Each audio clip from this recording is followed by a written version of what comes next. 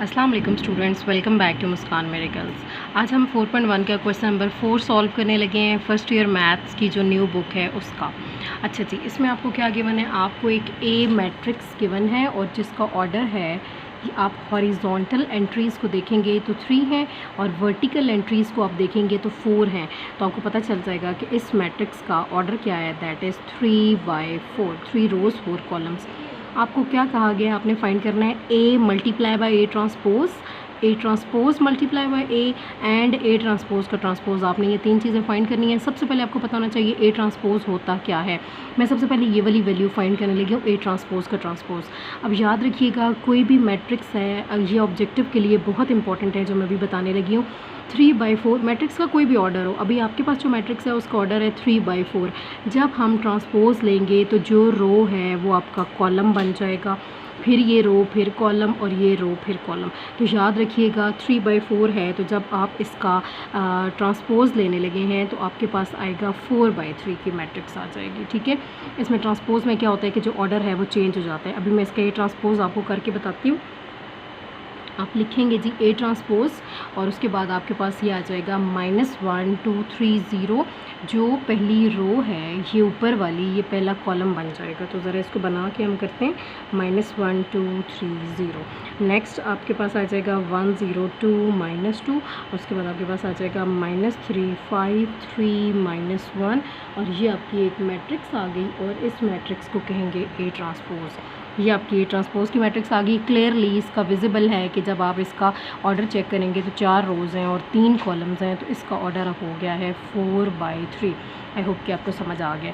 अब इसमें एक तो ए ट्रांसपोज फाइंड करना था और ए ट्रांसपोज का फिर ट्रांसपोज फाइंड करना है। पहले मैं ये फाइंड कर रही हूँ और यहाँ से भी एक ऑब्जेक्टिव आपको पता चलेगा और फिर ए को ए ट्रांसपोज से मल्टीप्लाई करना है और ए ट्रांसपोज को ए से करना है। और ये वही मल्टीप्लिकेशन के रूल्स हैं जो मैंने कल भी आपको कल वाले लेक्चर में बताए थे। चलें ए ट्रांसपोज़ की बात करते हैं। ए ट्रांसपोज़ का फिर ट्रांसपोज़ लेना है, तो चलें जी इसका दोबारा से हम ट्रांसपोज़ करने लगे हैं। और दोबारा ट्रांसपोज़ का क्या मतलब है? अगेन ये जो पहली रो है अब ये पहला कॉलम बनने लगा है। ठीक है, आपने रोज़ को कॉलम में कन्वर्ट करना होता है तो वो ट्रांसपोज़ हो जाता है। ये रो थी, ये कॉलम बन गया, ट्रांसपोज़ हो गया। अब ये रो है और ये वाला कॉलम बन रहा है, तो ये आपके पास ट्रांसपोज़ हो जाएगा 2 0 5 3 2 3 और सेम 0 -2 -1। अब ये ए ट्रांसपोज़ का ट्रांसपोज़ है और मज़े की बात ये दोबारा ए मैट्रिक्स बन गया है। जो ए मैट्रिक्स था और ए ट्रांसपोज़ का ट्रांसपोज़ फिर ए हो गया है, तो ये ए के इक्वल आता है। ये ऑब्जेक्टिव है एक। ओके स्टूडेंट्स, ये मैं आपको बता रही थी कि जब भी ए ट्रांसपोज़ का दोबारा से ट्रांसपोज़ लिया जाता है तो वो ए मैट्रिक्स आपके पास वापस आ जाती है।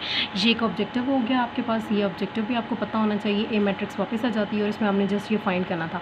अब हमने क्या फाइंड करना है? ए को ए ट्रांसपोज़ से मल्टीप्लाई करना है। याद रखिएगा ऑर्डर बेतहाशा मैटर करता है। अगर ए पहले लिखा हुआ है और ए ट्रांसपोज़ बाद में लिखा हुआ है तो आपको पहले ए मैट्रिक्स लिखनी पड़ेगी और फिर ए ट्रांसपोज़ लिखना पड़ेगा। ठीक है, अभी मैं इसको लिखती हूँ। फिर इनको मल्टीप्लाई करने के लिए सबसे पहले हम कंडीशन चेक करेंगे कि क्या ये मल्टीप्लाई हो भी सकते हैं या नहीं हो सकते। अगर मल्टीप्लिकेशन पॉसिबल है तब हम मल्टीप्लाई करेंगे। ओके नेक्स्ट स्टूडेंट्स, अब हमने मल्टीप्लाई करना है ए को ए ट्रांसपोज से। तो मैंने यहाँ पे सबसे पहले ए मैट्रिक्स लिख ली है ये वाली और ये मैंने ए ट्रांसपोज लिख लिया है। अब याद रखिएगा ए जो था वो उसका ऑर्डर था 3/4 और इसका ऑर्डर था 4/3 बिकॉज 4 रोज़ हैं। पहले रोज़ को लिखा जाता है और फिर कॉलम्स को लिखा जाता है। इसको 4/3 भी पढ़ते हैं, 4×3 भी पढ़ते हैं। अच्छा, अब number of columns of first matrix is equal to number of rows of second matrix. पहली मैट्रिक्स के नंबर ऑफ़ कॉलम्स दूसरी मैट्रिक्स की रोज़ के इक्वल हैं, तो अब मल्टीप्लिकेशन पॉसिबल है।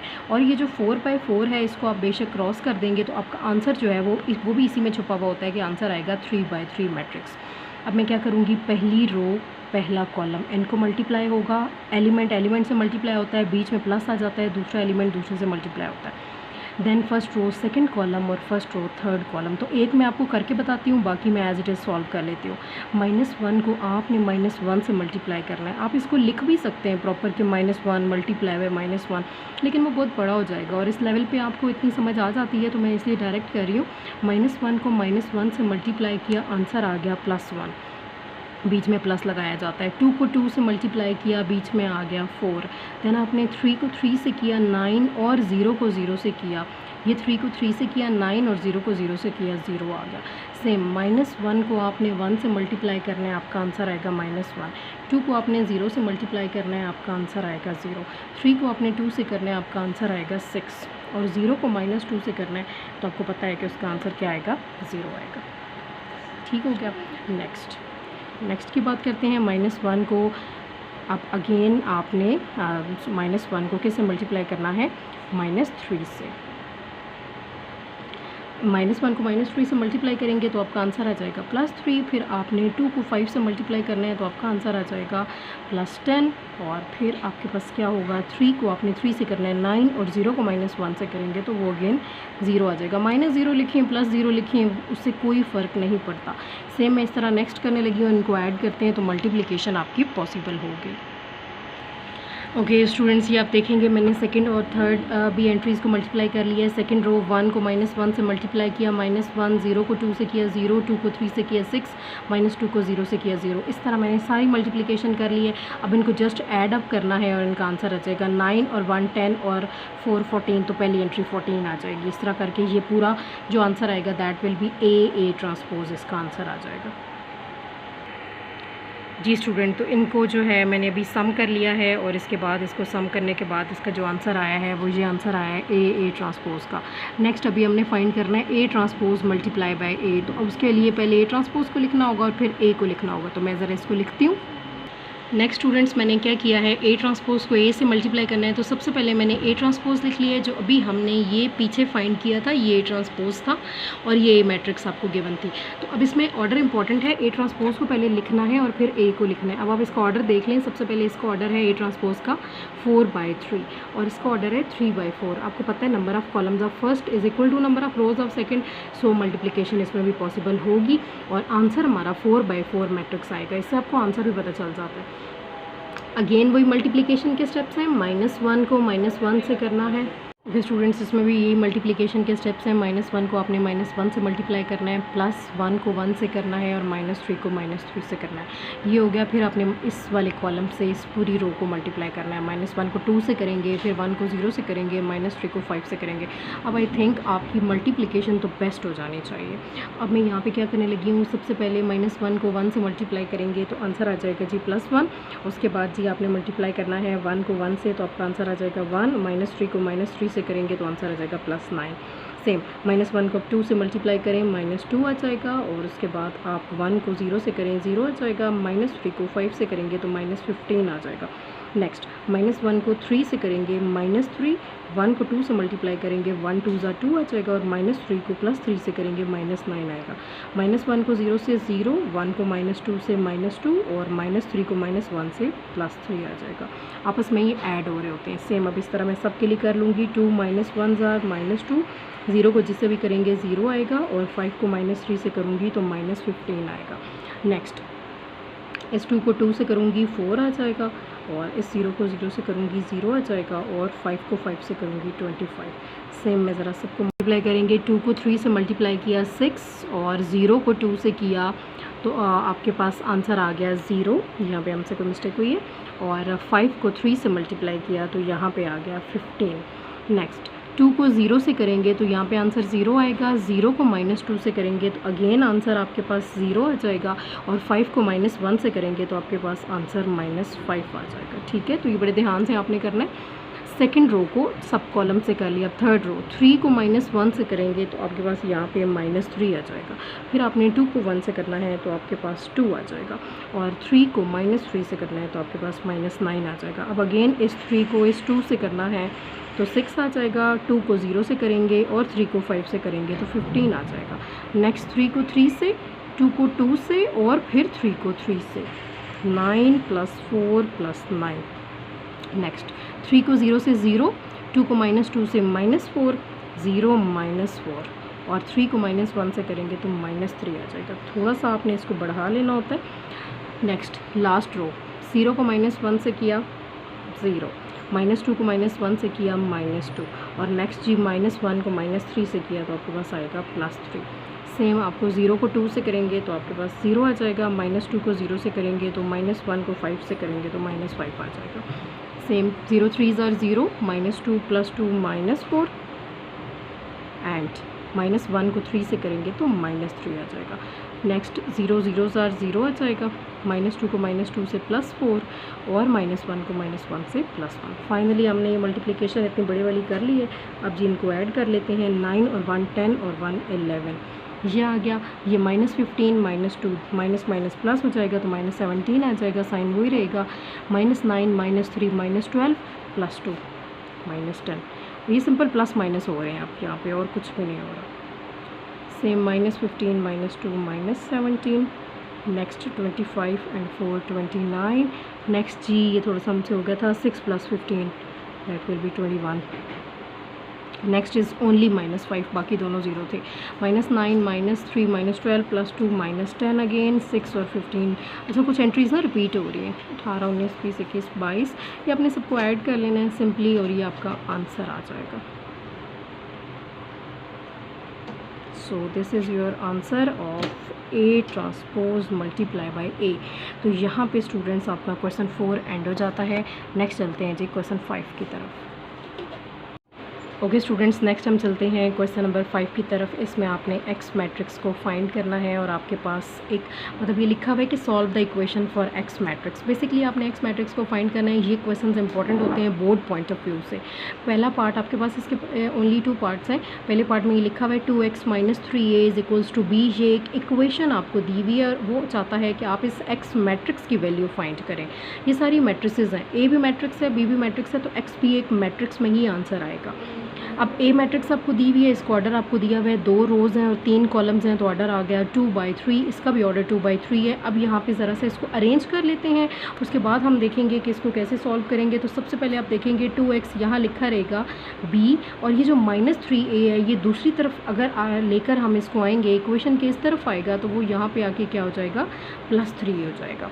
तो अब हमने क्या फाइंड करना है, b + 3a, और वो 2x के इक्वल है। आखिर में इस 2 को भी हम उधर ले जाएंगे, ठीक है।